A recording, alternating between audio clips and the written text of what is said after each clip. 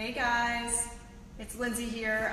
Today I am at the beautiful space at One Brown Medical Arts.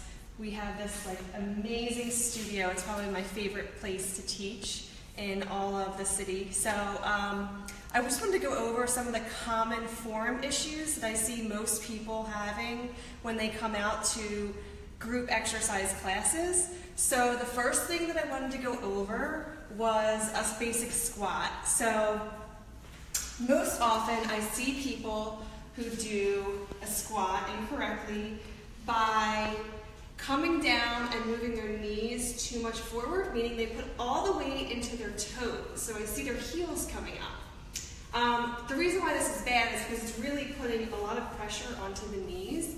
So a way to correct that is to bring the body down, keeping all the weight into the heels, so that way you'll be able to move your toes around a little bit. It's a little trick. Also, your head and chest stay up, so you're not leaning forward. So that's a basic squat. The next thing that I see a lot of people do is within their plank work. So one of the things is that I want to stop people from not only getting injured, but also making the most out of the movements that they're doing.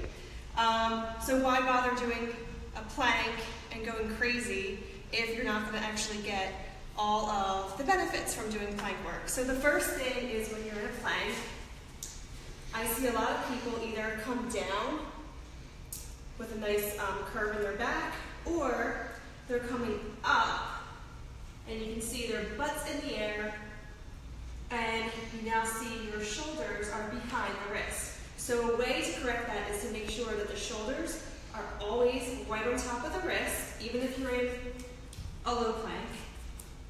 But here we are in a high plank, so the shoulders are on top of the wrist. You're going to look slightly up and forward, so that way the top of your head is still in alignment with the rest of your body. And you're squeezing your glutes, driving your heels to the wall behind you. The next thing is a lunge. So I know oftentimes people come out to classes and they might even be a beginner, so they haven't been doing a lot of lunges, right? So the one thing I see people do is they come back into a lunge, and when they split their legs, they try to keep their legs in one straight line. So you can see what happens is you don't have a lot of stability that way. So one of the tricks that I've been doing is keeping your feet a nice width and just pulling one leg back. So you're not doing anything more efficiently by bringing that foot and really splitting it. So you can keep it nice and wide. The next thing in that lunge that I see most people doing is that they're not bringing their legs apart enough. So here is a lunge where my legs are not apart enough. So you can see when I come down, either my forward knee has to go way out in front of the toe, or coming back, this knee is going to be super messed up. It's either going to have to come forward, or I'm going to have to push my butt back in order to come down into that lunge.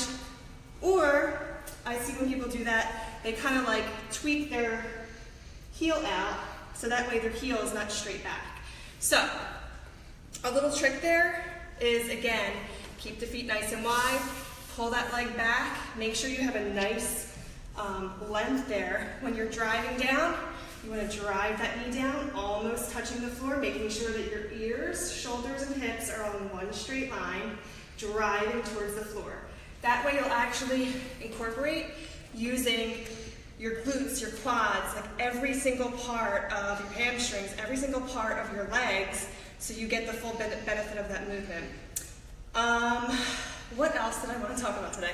So we talked about a lunge, a plank, a squat. Let's work with some weights. So the other thing that I see a lot of people doing, especially when they're beginners at a group X class, is when they're grabbing their weights, they're really holding on really too tightly to the weight, and they're kind of tweaking their wrist. So sometimes you'll see people grabbing onto the weight, holding it where their wrist might be inverted one way or the other when you're doing certain movements. The other thing is, for instance, with a bicep curl, I'll watch people doing a bicep curl where here it is from the side. So, what am I doing? Like I'm using all that momentum to throw that weight up into the air. The elbows are really behind my body.